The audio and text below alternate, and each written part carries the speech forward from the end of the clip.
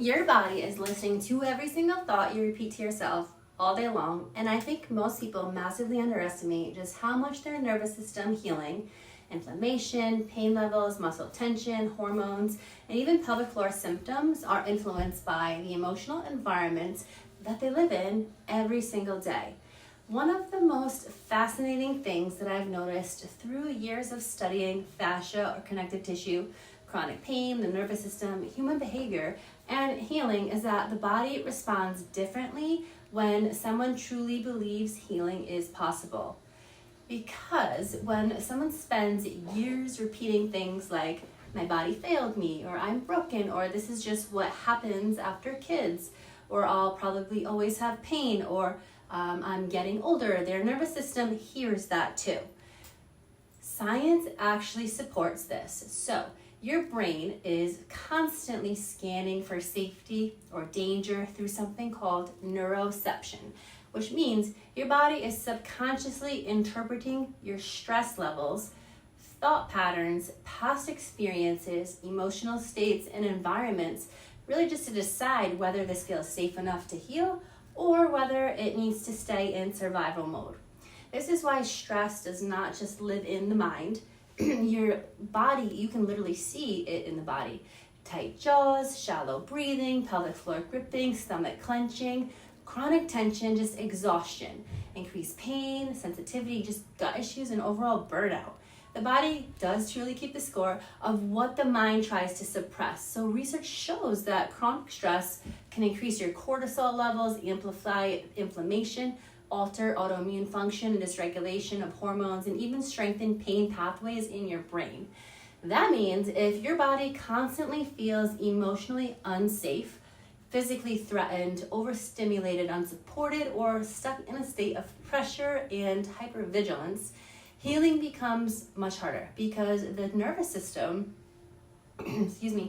prioritizes protection over repair. Honestly, I see this every single day. Constantly women, men struggling with chronic pain, pelvic floor dysfunction. Women who have spent years bracing for pain, preparing for symptoms, expecting the worst, disconnecting from their body, often feeling betrayed by themselves. Eventually, that catches up. The nervous system memorizes protection mode. That is why healing is not just physical.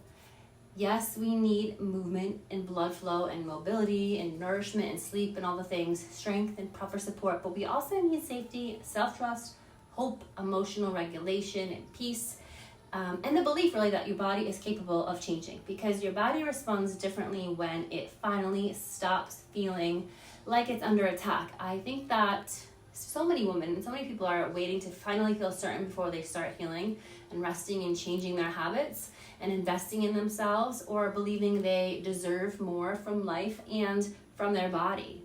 But your nervous system, on the other hand, changes through repetition, through the thoughts you think and you practice daily, through the way that you even speak to yourself, through the environments that you stay in or stay stuck in, so through the stress that you normalize, the stories that you continue feeding your body over and over again. Your body is always listening, and maybe healing starts there more than we actually realize. One of the most powerful things that I've come to know is that the body often follows the identity that we repeatedly reinforce. So someone constantly identifies as exhausted and broken down, anxious, inflamed, overwhelmed, or stuck. The nervous system begins organizing around survival. The brain just becomes more efficient at finding evidence to support those beliefs. That is not weakness, that's neuroscience. So your particular, it's called your reticular activating system in the brain. It filters information based on what your mind believes is most important. So if someone is constantly expecting pain, danger, failure, rejection, symptoms, or setbacks, the body becomes more sensitized to those experiences over time. This is also why two people can experience the exact same external situation while their nervous system responds completely differently. One body perceives danger, another perceives challenge and safety. Perception changes physiology. So I also think that people understand and underestimate how much unresolved emotional stress can physically accumulate in the body. We live in a world where people are constantly overstimulated, overworked, underslept, deprived, emotionally disconnected, and running on survival mode, while expecting their body to function optimally. But the nervous system was never designed to sustain chronic fight or flight mode forever. Eventually, the body does start speaking louder through symptoms, through fatigue, tension, through gut issues or chronic pain, through anxiety, and through the pelvic floor dysfunctions that we see here, through burnout, and often the body whispers much longer rather before it screams at you. Your subconscious mind will believe what you tell it most. Honestly, I think that explains so much more about healing, because if someone spends years and years reinforcing hopelessness or fear or hypervigilance, shame even, or self-abandonment, the body adapts to that internal environment. The nervous system practices whatever state it lives in most often. But the opposite is also true. Hope changes physiology, feeling changes physiology, the feelings of safeness, feeling supported changes physiology, gratitude changes physiology, self-trust changes physiology. We know this scientifically. Studies have also linked gratitude practices, emotional regulation, breath work, mindfulness, and nervous system regulation techniques to improvements in cortisol levels, heart rate variability, inflammation, and sleep quality, also even immune function and pain perception. So those studies are there. The body is not separate from the mind. They are constantly communicating with one another. Honestly though, I do think one of the deepest forms of healing is realizing that your body was never trying to betray you in the first place. Your symptoms were never your body failing. Many times they come about because the body's adapting or compensating or protecting and trying to survive the best way it knows how to. Tight muscles often develop because the nervous system perceives instability or danger. Chronic gripping patterns often develop because the body no longer feels safe enough to let go. Pain intensifies. It can be influenced by the brain's perception of threat.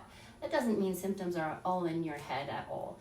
It just means that the brain and the body are deeply interconnected in ways modern healthcare often overlooks. So I think this is especially important for women because so many women have spent years disconnected from themselves while prioritizing everyone else and everything around them.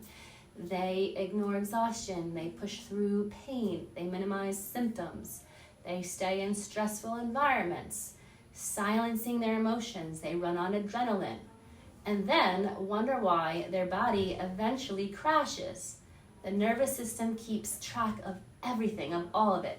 The body keeps adapting until physically it cannot anymore. And healing requires more than just treating the symptoms temporarily. It requires creating an internal environment where the body no longer feels like it has to constantly defend itself. So sometimes that means movement, sometimes it means boundaries, sometimes it means rest, sometimes it means learning how to regulate your nervous system for the first time ever for some. And sometimes it means finally believing that your body is capable of change instead of constantly preparing for disappointment.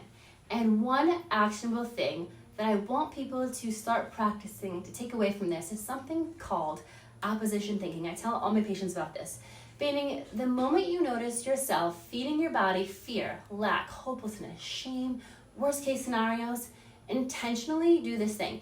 Interrupt it with emotional direction because fear tends to attract more fear. Lack attracts more lack. Hypervigilance keeps the nervous system searching for more danger.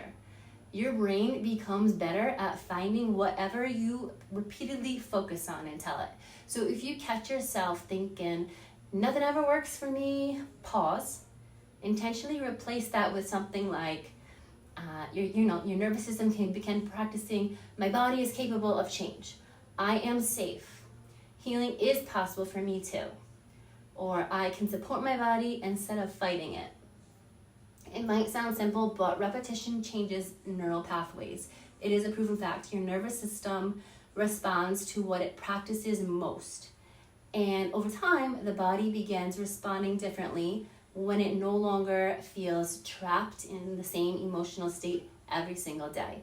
Because the truth is, your body is always listening to the stories you repeat, and eventually those stories become biology, the biology of belief, which is a great book. I recommend it. I hope this